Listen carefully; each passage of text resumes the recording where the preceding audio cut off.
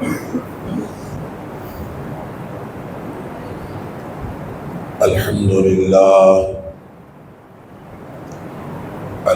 لله نحمده ونستعينه ونستغفره ونؤمن به ونتوكل عليه ونعوذ بالله من شرور أنفسنا ومن سيئات أعمالنا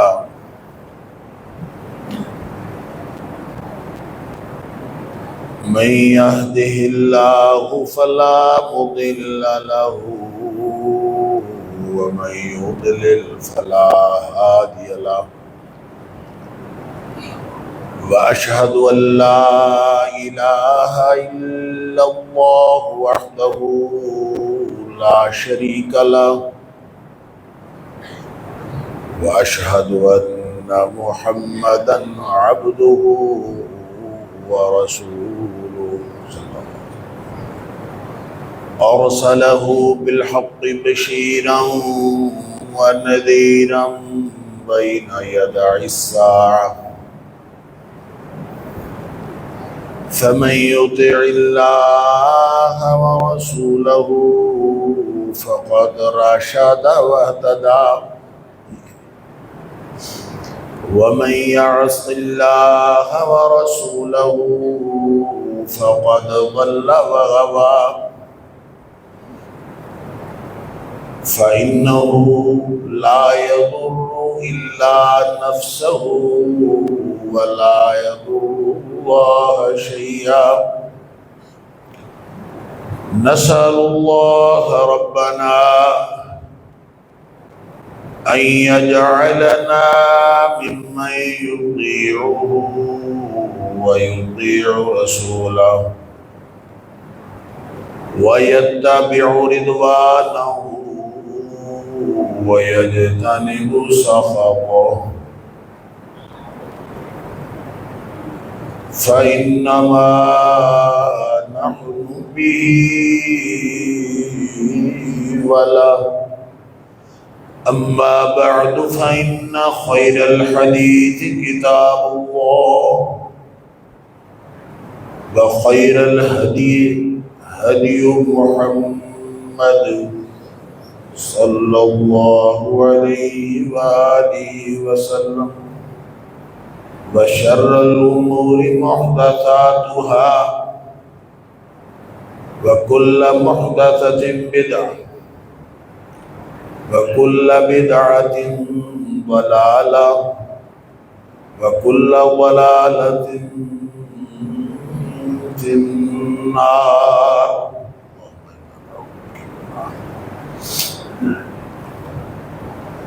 فأعوذ بالله السميع العليم من الشيطان الرجيم من همزه ونفخه ونفثه.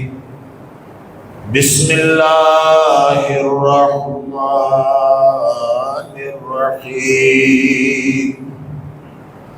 لقد رضي الله عن المؤمنين إذ يبايعونك تحت الشجرة فعلم ما في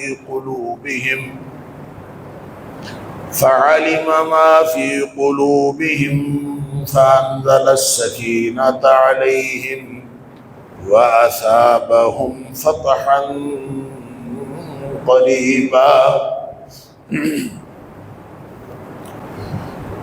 یقیناً راضی ہو گیا اللہ ان اہل ایمان سے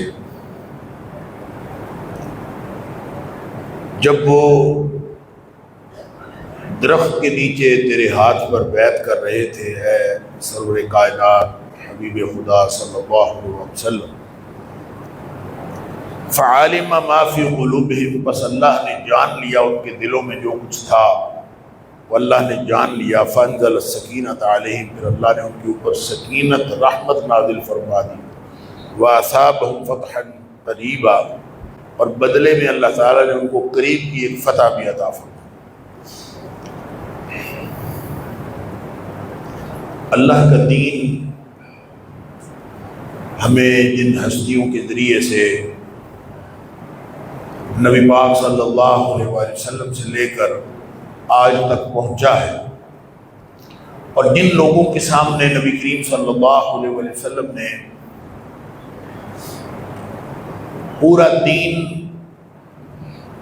اس کی نظریاتی اساس، اس کی عملی تصویر، اس کی تبیین، اس کی تفصیل، جو کچھ بھی دین کی تفصیلات ہو سکتی تھی، جس طرح نبی پاک صلی اللہ علیہ وسلم نے پڑھ کے بھی بتائیں، عمل کر کے بھی دکھائیں، ان کو سکھایا بھی، وہ ہستیاں صحابہ کرام رضوان اللہ علیہ مجمعین کی ہستیاں۔ ان ہستیوں میں سے ہر شخص ہی خاص مقام کا حامل، کیونکہ اللہ کریم نے صحابہ کرام کے ایمان کو معیار قرار دیا ہے، فَإِنْ آمَنُوا بِمِثْلِ مَا آمَنْتُمْ بِهِ فَقَدِ اهْتَدَوْا، کہ جس طرح ایمان صحابہ کرام لائے ہیں اس طرح کا ایمان لاؤ گے تو پھر ہدایت حاصل ہوگی۔ تو گویا قیامت تک کے لیے جو معیار ہے وہ صحابہ کرام جیسا ایمان لانا، ان جیسا عمل کرنا، اس طریقے پر ہونا، صحابہ کی طریقے کے مطابق زندگی گزارنا۔ اور فتنے کے دور میں نبی کریم صلی اللہ علیہ وآلہ وسلم نے فرمایا کہ میری امت کے 73 ٹکڑے ہو جائیں گے اور سارے کے سارے جہنم میں ہوں گے سوائے ایک کے۔ وہ ایک گروہ یا ایک فرقہ وہ کامیاب ہوگا، باقی سارے ناکام ہوں گے۔ تو پوچھا گیا کہ یہ کون ہے، ان کی کوئی نشانی بتا دیجئے۔ تو نبی کریم صلی اللہ علیہ وآلہ وسلم نے یہی نشانی بیان فرمائی جو قرآن کی زبان میں مختلف الفاظ میں بیان ہو چکی اس سے پہلے، ان سب سے اللہ راضی ہو گیا ہے۔ تو نبی کریم صلی اللہ علیہ وآلہ وسلم نے فرمایا ما انا علیہ واصحابی، جس دین پر میں ہوں اور میرے صحابہ کرام ہیں، جو شخص اس دین پر چلے گا وہ فتنے کے دور میں بھی کامیاب شخص ہوگا اور وہ جنت میں جائے گا۔ اور وہ گروہ جن کا نقطہ نظر یہ ہوگا کہ دلیل دین کے معاملے میں دلیل اللہ کا قرآن ہے اور نبی اکرم صلی اللہ علیہ وآلہ وسلم کا سکھایا ہوا وہ دین جو آپ نے صحابہ کرام کو سکھایا، جس کے مد نظر یہ معیار ہوگا، عملی طور پر جتنی مرضی اس کے اندر غلطیاں ہوں وہ انشاءاللہ جہنم سے بچ کر جنت میں جانے والا۔ پھر ان میں سے ہر ستارہ وہ ایک آسمان نبوت کا درخشندہ ستارہ ہے۔ آج جس حوالے سے میں نے گفتگو کا آغاز کیا اور یہ آیت منتخب کی ہے سورہ فتح کی آیت نمبر 18، یہ ویسے تو ایک واقعے کے ضمن میں ہے۔ واقعہ کیا ہے یہ آپ سب لوگ جانتے ہیں، جس کو بیعت رضوان کہتے ہیں، میں اس کو بعد میں تذکرہ کرتا ہوں۔ اور بیعت رضوان جس شخصیت کے لیے ہوئی اس شخصیت کا نام عثمان بن عفان ہے رضی اللہ تعالی، اور 18 ذی الحج 35 ہجری یہ یوم شہادت ہے حضرت عثمان غنی رضی اللہ تعالی۔ اور حضرت عثمان غنی رضی اللہ تعالیٰ عنہ کی فضیلتیں کتنی ہیں، ان کے فضائل کیا کیا ہیں، ان کی شخصیت کے نمایاں اوصاف اور نمایاں خصائص کتنے ہیں، نہ اس کی تفصیل کا موقع ہے نہ اس طرف جانے لگا ہوں۔ وہ تو اتنی بات ہی کافی ہے کہ آپ نبی پاک صلی اللہ علیہ وسلم کے خاندان سے ہیں، چوتھی پشت میں آپ کا سلسلہ نسب نبی پاک صلی اللہ علیہ وسلم سے ملتا ہے۔ اور اس کے علاوہ یعنی جو عبد مناف تھے وہ نبی کریم صلی اللہ علیہ وسلم کے بھی جد امجد ہیں، اور حضرت عثمان بن عفان کے بھی جد امجد ہیں۔ قریش کے جو جتنے قبائل تھے، اگرچہ نبی پاک صلی اللہ علیہ وسلم قریش کے قبیلہ بنو ہاشم سے تھے اور وہ بنو امیہ میں سے تھے، لیکن چوتھی پشت پر ان کا دادا ایک تھا، ان کا نسب ایک مل جاتا۔ پھر نبی پاک صلی اللہ علیہ وآلہ وسلم کے 2 دفعہ دوہرے داماد بننے کا شرف حاصل ہوا، اور یہ شرف کسی اور کو حاصل نہیں ہوا۔ پھر اسی وجہ سے ان کو ذو النورین کہا جاتا، کہ پہلے حضرت رقیہ بنت محمد رضی اللہ تعالی عنہا نبی پاک صلی اللہ علیہ وسلم کی صاحبزادی، وہ آپ کے نکاح میں آئیں. جب وہ فوت ہو گئی تو نبی پاک صلی اللہ علیہ وسلم نے اس سے چھوٹی صاحبزادی حضرت ام کلثوم رضی اللہ تعالی عنہا کا نکاح حضرت عثمان غنی رضی اللہ تعالیٰ عنہ سے کر دیا. اور اس کے بعد جب وہ بھی فوت ہو گئیں تو اگرچہ ایک ضعیف روایت ہے جو سند کے اعتبار سے ضعیف ہے، لیکن اس میں نبی پاک صلی اللہ علیہ وسلم کی اس خواہش کا تذکرہ ہے کہ آپ نے فرمایا کہ میری اگر اور بھی کوئی بیٹی ہوتی تو میں آج عثمان سے اس کا نکاح کر دیتا. جو اپنے داماد سے رشتے میں بھی خوش ہوتا ہے وہی یہ کہتا ہے. گویا نبی پاک صلی اللہ علیہ وسلم شخصی طور پر اور سماجی تعلق کے اعتبار سے بھی اور رشتہ داری کے اعتبار سے بھی نبی پاک صلی اللہ علیہ وسلم سے خوش تھے. پھر صحابہ کرام کے بارے میں جن کو ہم عشرہ مبشرہ کہتے ہیں، اللہ نے بہت ساری بشارتیں دی ہیں، بہت سارے صحابہ کرام کو جنت کی بشارتیں ملی ہیں، لیکن عثمان ایک ایسی شخصیت ہے جن کو جنت کی بشارت کسی ایک جگہ پہ نہیں ملی، کئی مقامات پر آپ کو جنت کی بشارت. ایک تو جب نبی پاک صلی اللہ علیہ وسلم نے ایک ہی جگہ پہ ایک ہی خطبے میں 10 لوگوں کا ذکر کیا کہ یہ سارے جنتی ہیں، ان میں بھی عثمان رضی اللہ تعالیٰ عنہ موجود. پھر نبی کریم صلی اللہ علیہ وسلم نے جب مسجد نبوی موجود نہیں تھی، مسجد بنانی تھی، تو اس کے لیے نبی کریم صلی اللہ علیہ وسلم نے فرمایا کہ کوئی شخص ہے جو زمین خریدے اور خرید کے اس کو مسلمانوں کے لیے وقف کر دے، اللہ تعالیٰ اس کو جنت عطا فرمائے. حضرت عثمان غنی رضی اللہ تعالیٰ عنہ نے وہ زمین خرید کے، اور نبی پاک صلی اللہ علیہ وسلم کو فرمان پتہ کیا تھا کہ جو خرید کے دے من خالص مالہ، جو اپنے خالص پاک پیور مال میں سے خرید کے دے گا اس کے لیے جنت. حضرت عثمان غنی رضی اللہ تعالیٰ عنہ فرماتے ہیں میں نے اس کو خرید کے دیا، اور یہ اعزاز ہے حضرت عثمان غنی رضی اللہ تعالیٰ عنہ کے، اس اعتبار سے بھی آپ جنتی قرار پاتے. اور پھر پورے مدینے میں ایک ہی کنواں تھا، روما کا کنواں، میٹھے پانی کا، باقی سارے کڑوے اور کھروے پانی کے کنویں تھے. میٹھے پانی کا ایک ہی کنواں تھا، اور روما، اور وہ کسی یہودی کی ملکیت تھا اور وہ پانی بیچتا تھا. تو نبی کریم صلی اللہ علیہ وسلم نے فرمایا کہ کوئی ہے جو اس کو اپنے خالص مال سے خریدے اور خریدنے کے بعد لوگوں کے لیے وقف کر دے، اللہ تعالیٰ اس سے بہتر کنواں یعنی جنت کا کنواں عطا فرمائے گا، بلکہ جنت کے کئی کنویں عطا فرمائے. اللہ اکبر. تو حضرت عثمان غنی رضی اللہ تعالیٰ نے وہ کنواں بھی خریدا اپنے خالص مال سے، اپنے ذاتی مال سے وہ خریدا اور وقف کر دیا.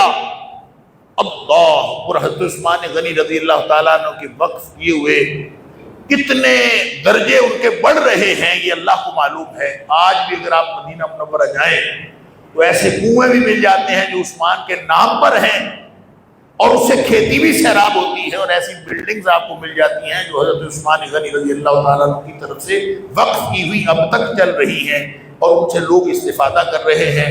اللہ کے دین پر ان کا جو اس سے آمدن ہوتی ہے وہ اللہ کے دین کے کام پر خرچ ہوتی ہے. اور یوں جب نبی پاک صلی اللہ علیہ وسلم نے فرمایا کہ جب کوئی شخص اس دنیا سے چلا جاتا ہے تو اس کے سارے اعمال ختم ہو جاتے ہیں سوائے 3 اعمال، 3 باتوں، سارے کے سارے اعمال ختم، 3 باقی رہتے ہیں. اگر اس نے کوئی صدقہ جاریہ کا کام کیا ہے جس سے لوگ فائدہ اٹھا رہے ہیں تو اس کے ثواب کا میٹر چلتا رہتا ہے. گویا حضرت عثمان غنی رضی اللہ تعالیٰ عنہ کے ثواب کا میٹر بھی چل رہا ہے. پھر جب جیش عسرت کے موقع پر بڑی تنگی تھی اور چندہ اکٹھا کرنا تھا، تو جب حضرت عثمان غنی رضی اللہ تعالیٰ نے 3 دفعہ اشرفیاں اور دینار جو اس وقت سونے کی اشرفی ہوتی تھی وہ 3 دفعہ 100 کر کے دی، اور اس کے علاوہ درہم بھی دیے، اور چیزیں بھی دی، گھوڑے بھی دیے، اونٹ بھی دیے. لیکن جو اشرفیاں تھیں وہ نبی پاک صلی اللہ علیہ وسلم دیکھی اتنے خوش ہوئے، آپ اچھالتے جاتے تھے اور آپ فرماتے تھے ما ضر عثمان ما عمل بعد هذا اليوم، آج کے بعد عثمان رضی اللہ تعالیٰ عنہ جو مرضی کام کرے اس کا کوئی کام اس کو نقصان دے گا ہی نہیں، اس کی اوپر جنت واجب ہو گئی. یعنی جگہ جگہ پہ نبی پاک صلی اللہ علیہ وسلم نے حضرت عثمان غنی رضی اللہ تعالیٰ عنہ کی جنت کی بشارت دی۔ پھر یہ جو آیت میں نے آپ کے سامنے پڑھی ہے، یہاں پہ جن صحابہ کرام کی بات ہو رہی ہے ان کی تعداد 1400 تھی۔ 1400 صحابہ کرام جو حدیبیہ کے موقع پر موجود تھے۔ اللہ اکبر۔ ایک حدیث میں آتا ہے کہ نبی کریم صلی اللہ علیہ وسلم نے فرمایا یہ دنیا کے تمام انسانوں میں سے چنے ہوئے لوگ ہیں، اور صحابی کہتا ہے میں نے گنا ہم 1400 لوگ تھے، اور نبی کریم صلی اللہ علیہ وسلم نے فرمایا دنیا کے سارے لوگوں میں سے چنے ہوئے۔ اور وہ جو چنے ہوئے لوگ تھے ان چنے ہوئے لوگوں کو نبی کریم صلی اللہ علیہ وسلم نے ان سے یہ بیعت لی تھی، یہ جو جس کا تذکرہ اللہ نے فرمایا ہے۔ اچھا، جنت ملنا ایک انعام ہے اور الٹیمیٹ انعام ہے۔ فمن زحزح عن النار وادخل الجنہ فقد فاز، جو جہنم سے بچ گیا اور جنت میں داخل کر دیا گیا وہ کامیاب ہو گیا۔ یہ آخری کامیابی، اصل کامیابی تو یہی ہے۔ اللہ اکبر۔ لیکن احادیث کے اندر آتا ہے اور قرآن نے بھی فرمایا اس سے بھی بڑی ایک نعمت ہے، جنت سے بڑی بھی ایک نعمت ہے، اور وہ نعمت کیا ہے؟ وہ ہے اللہ کی خوشنودی۔ وَرِضْوَانُ اللَّهِ أَكْبَرُ، جو اللہ کی خوشنودی ہے کہ اللہ کسی سے خوش ہو جائے، یہ جنت ملنے سے بھی بڑی نعمت ہے۔ اور اللہ تعالیٰ جب جنتیوں کو یہ عطا فرمائے گا تو نبی کریم صلی اللہ علیہ وسلم نے فرمایا ساتھ اللہ یہ فرمائے گا کہ جاؤ میں تم سے خوش ہو گیا ہوں اور اب ہمیشہ ہمیشہ تک کبھی ناراض نہیں ہوں گا۔ یہ کب فرمائے گا؟ جنت میں۔ جنتیوں کو جنت سے بھی بڑی نعمت یہ ملے گی۔ اللہ تعالیٰ ہم سب کو جنت میں لے جائے اور ہم سب کو اللہ کی وہ خوشنودی حاصل ہو، ہم سب کی زندگیاں اللہ کی خوشنودی کے لیے گزرے۔ وہ کب ملے گی؟ جنت میں جا کے اللہ کی خوشنودی ملے گی۔ اللہ فرمائے گا جاؤ میں تم سب سے راضی ہو گیا، اب کبھی ناراض نہیں ہوں گا، اور یہ سب سے بڑی نعمت ہے۔ اور قرآن کہتا ہے وَرِضْوَانُ اللَّهِ أَكْبَرُ، دنیا کائنات کی نعمتوں میں سے سب سے بڑی نعمت، جنت سے بھی بڑی نعمت۔ جب اللہ ہی راضی ہو گیا تو جنت شنت تو سارا کچھ اس کے اندر آ گیا نا، ہر نعمت تو اس کے اندر آ گئی۔ اللہ کی خوشنودی لگتا ہے پھر اللہ کے دیدار سے بھی بڑی نعمت ہے۔ اللہ تعالیٰ اپنا دیدار بھی تو انہی کو کروائے گا جن سے راضی ہوگا۔ اور وہ جو حدیث میں آتا ہے کہ جنتی تو خوش خوش رہ رہے ہوں گے جنت میں، ان کو کہا جائے گا، ایک فرشتہ منادی کر کے کہے گا کہ جنتیوں اللہ نے تم سے وعدہ کیا تھا، اِنَّ لَكُمْ مَوْعِدٌ عِندَ اللَّهِ، اللہ کے پاس تمہارے لیے ایک وعدہ ہے۔ یرید ینجزکموہ، اللہ چاہتا ہے کہ اپنا وہ وعدہ پورا کر دے۔ جنتی حیران ہو جائیں گے، وعدہ جنت تو مل گئی ہے، سب کچھ تو مل گیا، کون سا وعدہ باقی ہے؟ آپس میں جنتی باتیں کریں گے، اللہ نے ہمارے چہرے روشن کر دیے، اللہ نے ہمیں جہنم سے بچا لیا، جنت میں داخل کر دیا، جنت کی ہمیشہ کی نعمتیں مل گئی، اب کون سا وعدہ رہ گیا جو پورا نہیں ہوا اور باقی ہے؟ ابھی وہ آپس میں گفتگو کر رہے ہوں گے تو نبی کریم صلی اللہ علیہ وسلم نے فرمایا اللہ تعالیٰ اپنا حجاب ہٹا دے گا اور اپنا دیدار کروا دے گا، اور جب اللہ جنتیوں کو اپنا دیدار کروائے گا تو جنتیوں کو اللہ کے دیدار کی وہ لذت نصیب ہوگی جس لذت کے سامنے جنت کی نعمتوں کی لذت ہیج ہوگی۔ تو اللہ کسی سے خوش ہوگا، اللہ کی خوشنودی اور اللہ کا دیدار جنت سے بڑی نعمت ہے۔ تو یہ جو آیت ہے جس میں 1400 صحابہ کرام کی بات ہوئی، ان کے بارے میں اللہ نے یہ نہیں فرمایا کہ ان کو میں نے جنت دے دی ہے، جنت کے بارے میں تو بہت سارے دیگر آیات میں بشارتیں، یہاں بشارت اس سے بڑی ہے، جنت سے بڑی بشارت ہے۔ فرمایا لقد رضی اللہ، لقد رضی اللہ، وہ جو مومنوں کو، اہل ایمان کو، اہل جنت کو جنت میں جانے کے بعد، جنت کی نعمتوں کے بعد سب سے بڑی نعمت جو حاصل ہوگی اس کی خوشخبری صحابہ کرام کو اس دنیا میں بیٹھے بٹھائے مل گئی۔ لقد رضی اللہ راضی ہو گیا۔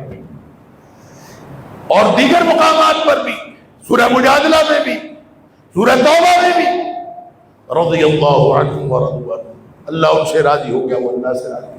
سبحان اللہ کی خوشنودی کے لیے یہاں خاص واقعے کی طرف فرمایا اذ یبایع لقد رضی اللہ عن المؤمنین اذ یبایعونک تحت الشجرہ، جب درخت کے نیچے تیرے ہاتھ پر بیعت کر رہے تھے، سب سے اللہ راضی۔ اور بیعت کر کیوں رہے تھے؟ عثمان کے لیے۔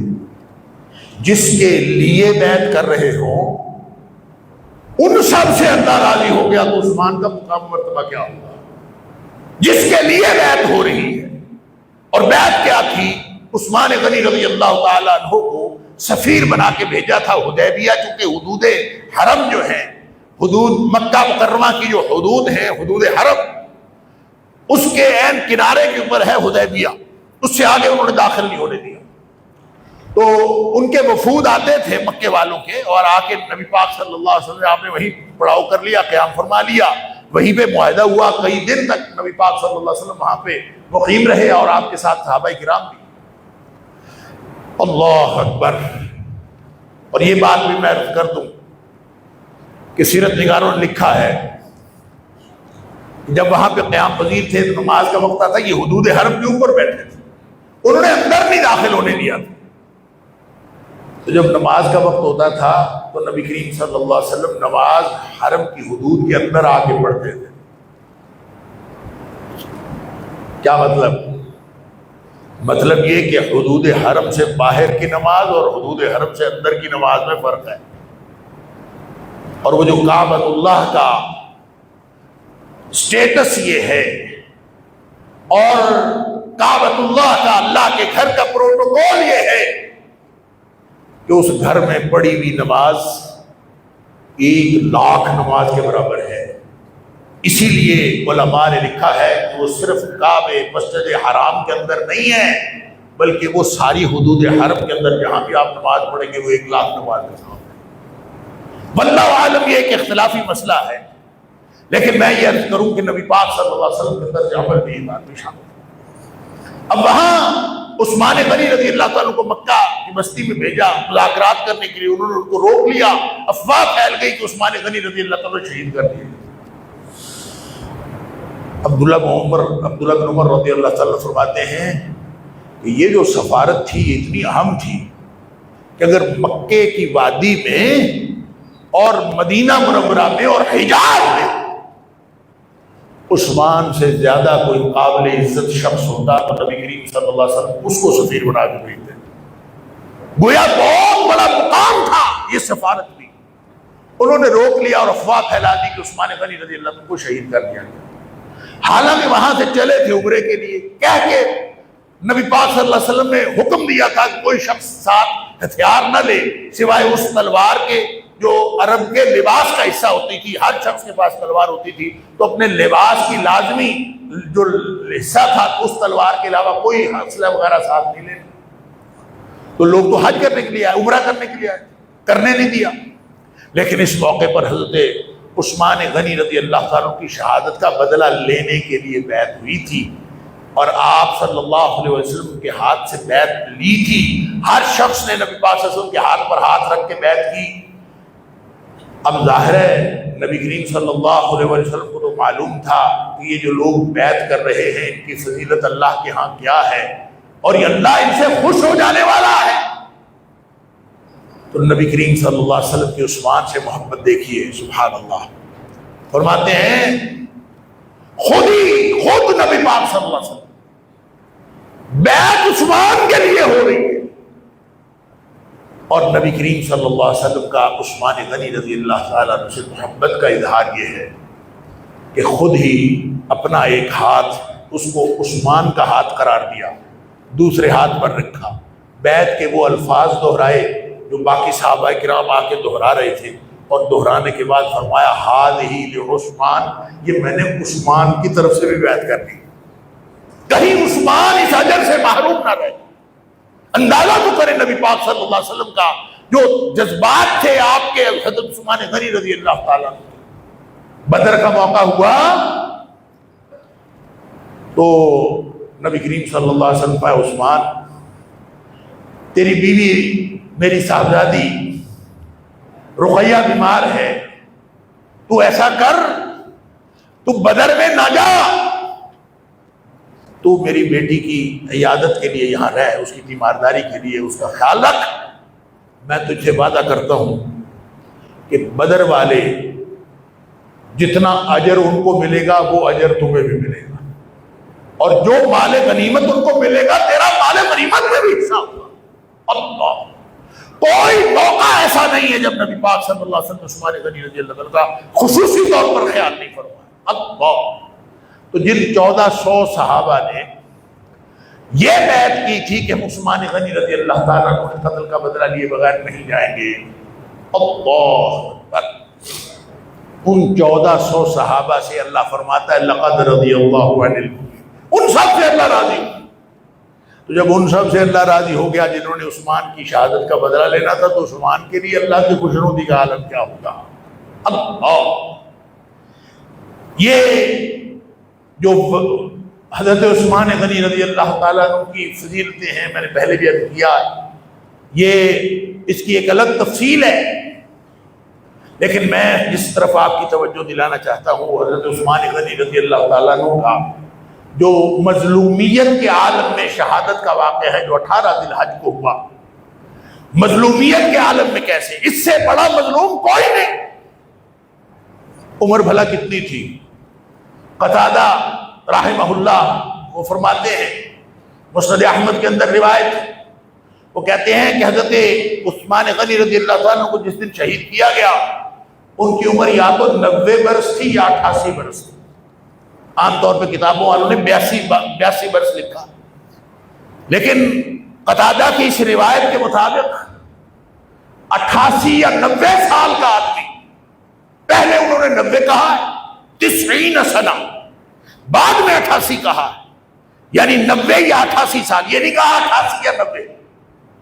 تو 90 یا 88 کہا تو اس کا مطلب ہے قریب 90 سال ہی تھی. تو 90 سال کا بوڑھا آدمی، اللہ اکبر، اور لڑنے نہیں دیتا. لوگ آ کے مشورہ دے رہے ہیں، بھائی لڑو، ہمیں حکم کرو، ہم لڑنے کے لیے تیار ہیں. اللہ فرماتے نہیں لڑنا. لوگوں نے مشورے دی. حضرت مغیرہ بن شعبہ رضی اللہ تعالیٰ عنہ، حضرت 3 باتیں ہیں، یا تو لڑیے، ہمیں بھی لڑنے دیجیے، مقابلہ کریں، یا پھر آپ مکے چلے جائیں، ہم انتظام کر دیتے ہیں، آپ پچھلے دروازے سے نکلیں اور مکہ چلے جائیں. پھر اگر یہ بھی نہیں کرنا چاہتے تو تیسرا آپشن یہ ہے کہ آپ شام چلے جائیں، وہاں امیر معاویہ رضی اللہ تعالیٰ عنہ کی حکومت ہے اور وہاں ہو سکتا ہے آپ کو باغیوں سے تحفظ مل جائے. ان 3 میں سے کوئی ایک کام کریں، ہمیں بتائیں جلدی کیا کرنا. فرمایا لڑنا نہیں ہے. لڑنا کیوں نہیں؟ میں وہ بدبخت نہیں بننا چاہتا کہ جس کے بارے میں نبی پاک صلی اللہ علیہ وسلم نے فرمایا تھا بڑا ہی بدبخت ہے وہ شخص جو مدینہ میں خون ریزی کرے. میں مدینہ میں خون ریزی نہیں کرنا چاہتا، اور مکہ جا کر میں وہاں جاؤں اور یہ میرے پیچھے پہنچ جائیں اور مکہ کی حرمت پامال ہو. فرمایا میں نے نبی کریم صلی اللہ علیہ وسلم سنا ہے کہ ایک قریشی شخص مکہ کی حرمت پامال کرے گا اور وہ اتنا بڑا گناہگار ہوگا کہ ساری امت جتنے گناہگار ہیں سارے گناہگاروں کے آدھے گناہ اس کے سر پہ ہوں گے. یعنی وہ اس کو اتنا بڑا گناہگار ہوگا جو مکہ کے اندر خون ریزی کرے گا. اس لیے میں نے مکہ بھی نہیں جانا. شام کیوں جاؤں؟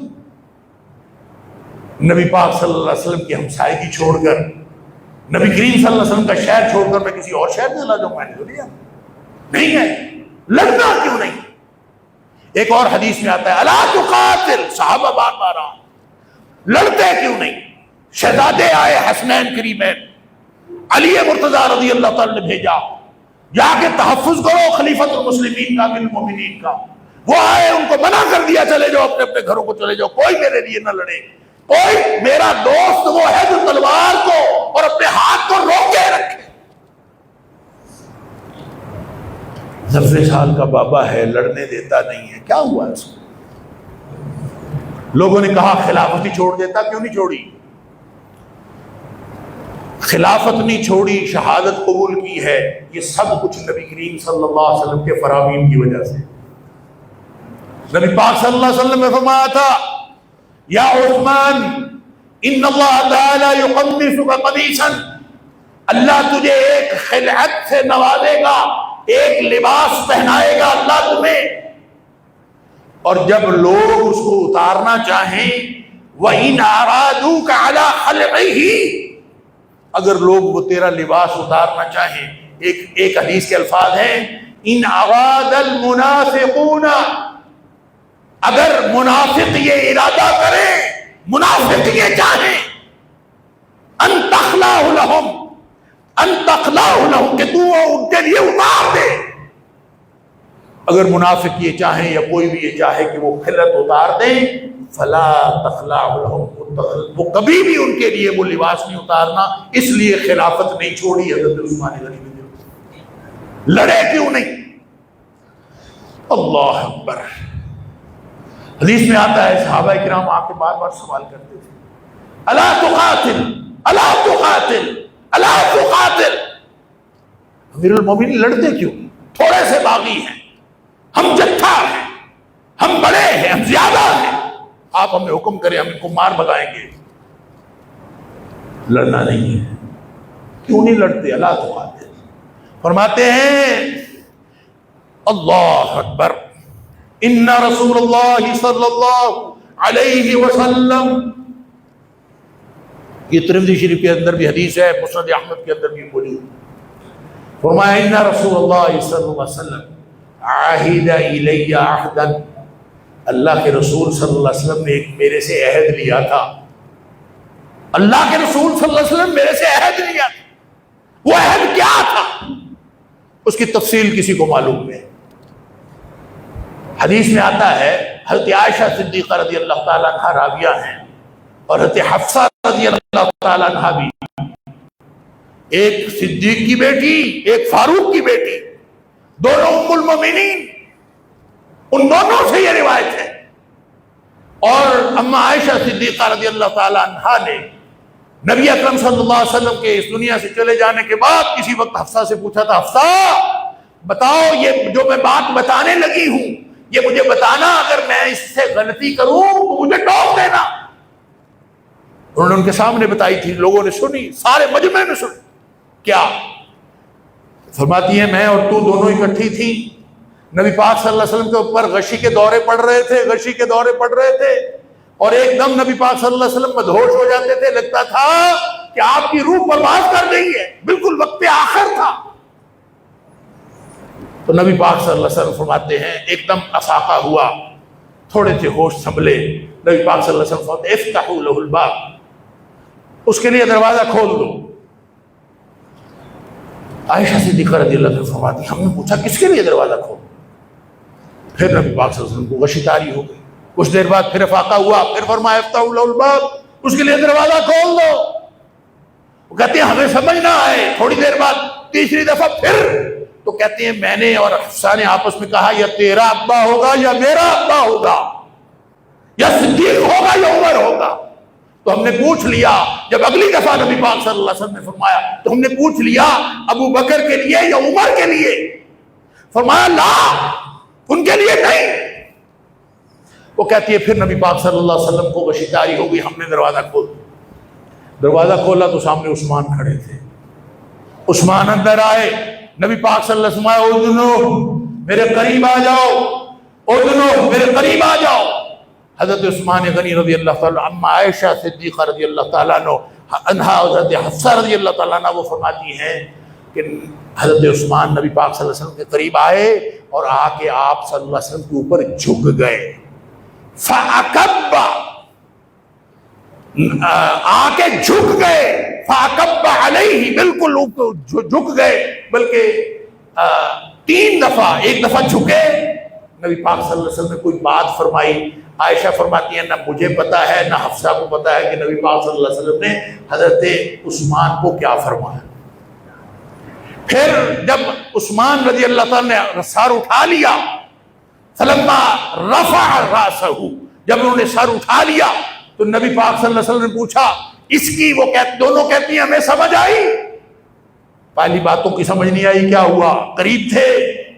جب پیچھے ہٹے سر اٹھا لیا، افہمت ما قلت لک، نبی پاک صلی اللہ علیہ وسلم نے فرمایا عثمان جو میں نے تمہیں کہا ہے تمہیں سمجھ آ گئی ہے؟ عثمان کہتے ہیں نعم. ثم قال اذنه، پھر فرمایا قریب ہو. عثمان پھر قریب ہوئے، پھر کچھ فرمایا، آپ اس میں گفتگو کرتے رہے، نہیں پتا چلا کیا. سر اٹھایا، پھر پوچھا افہمت ما قلت لک، جو میں نے کہا ہے سمجھ آ گئی ہے؟ عثمان غنی رضی اللہ عنہ فرماتے ہیں سمجھ آ گئی. تیسری دفعہ پھر فرمایا اذنه، قریب ہو. تیسری دفعہ تو اما عائشہ صدیقہ رضی اللہ تعالیٰ عنہ فرماتی عثمان اتنے قریب ہوئے، اکبابا شدیدا فاکب علیہ اکبابا شدیدا، بہت زیادہ نیچے کر کے جھک گئے، قریب ہو گئے. پھر نبی پاک صلی اللہ علیہ وسلم نے پھر کوئی باتیں ان کو ارشاد فرمائی، پھر انہوں نے سر اٹھایا. آپ نے تیسری دفعہ پھر پوچھا افہمت ما قلت لک، جب میں نے کہا ہے سمجھ آئی ہے؟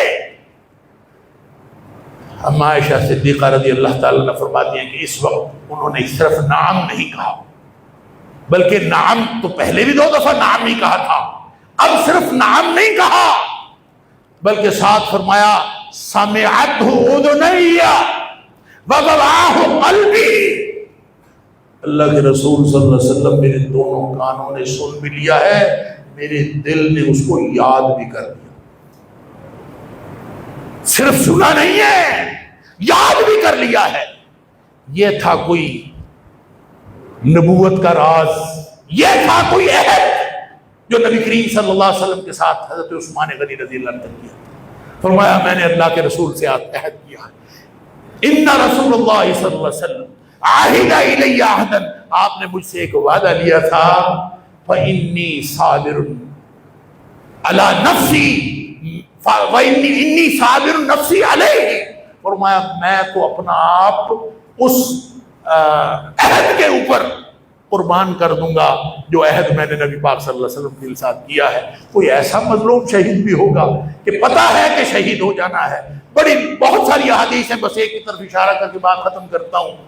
جس دن شہید ہوئے ہیں نا، آپ کی زوجہ محترمہ نائلہ فرماتی ہیں اللہ اکبر، ایسی شلوار پہنی، سراویل شلوار بھی ہو سکتی ہے، قمیض بھی ہو سکتی ہے، ایسا لباس یا ایسی شلوار پہنی جو آپ نے نہ دور جاہلیت میں پہنی تھی نہ اسلام میں پہنی تھی، کبھی پہنی ہی نہیں تھی، وہ پہنی. اور فرماتی ہیں کہ میں جب قریب آئی تو مجھے کہتے ہیں کہ مجھے معلوم ہے ان لوگوں نے مجھے قتل کر دینا، ان لوگوں نے مجھے قتل کر دینا. وہ فرماتی میں نے پوچھا کیوں؟ تو کہتے ہیں عثمان غنی رضی اللہ تعالیٰ فرماتے ہیں انی ارا فی المنام یا رسول اللہ صلی اللہ علیہ وسلم، میں نے خواب میں نبی پاک صلی اللہ علیہ وسلم کو دیکھا ہے، وہ ابو بکر و عمر، ابو بکر کو بھی دیکھا ہے، عمر کو بھی دیکھا ہے. خواب میں تینوں مجھے پتا ہے کیا کہہ رہے تھے، قالوا، تینوں نے مجھے کہا تفطر عندنا البارحہ، کل افطاری تیری ہمارے ساتھ ہوگی. انہوں نے مجھے کہہ دیا ہے کل افطاری ہمارے ساتھ ہوگی، اس کا مطلب ہے یہ مجھے قتل کر دیں گے. یہ عجیب واقعہ ہے تاریخ انسانی کا، اس سے مظلومیت کا واقعہ شاید کوئی نہیں ہوگا. جو حضرت حسین رضی اللہ تعالیٰ عنہ کی شہادت ہے، وہ تو ڈٹ کے لڑتے ہوئے شہید ہوئے ہیں، اور وہ اس طرح مظلومیت کے عالم میں گھر میں بیٹھے ہوئے شہید نہیں ہوئے، وہ لڑتے ہوئے شہید ہوئے. ان کے جو بھی دشمن تھے، جو بھی معاملہ ہوا. اور یوں کہہ لیجئے کہ جو عثمان غنی رضی اللہ تعالیٰ کی شہادت ہے، یہ وہ تسلسل ہے اس مظلومیت کا جو آگے بعد میں حضرت حسین رضی اللہ تعالیٰ کی شہادت پہ، بلکہ آج تک شہادتیں جو ہے اسلام پیش کرتا آ رہا ہے، اسی کا تسلسل حسین کی شہادت ہے، اسی کا تسلسل عثمان کی شہادت ہے. اللہ تعالیٰ ہم سب کو صحابہ کرام کے نقش قدم پر چلنے کی توفیق عطا فرمائے.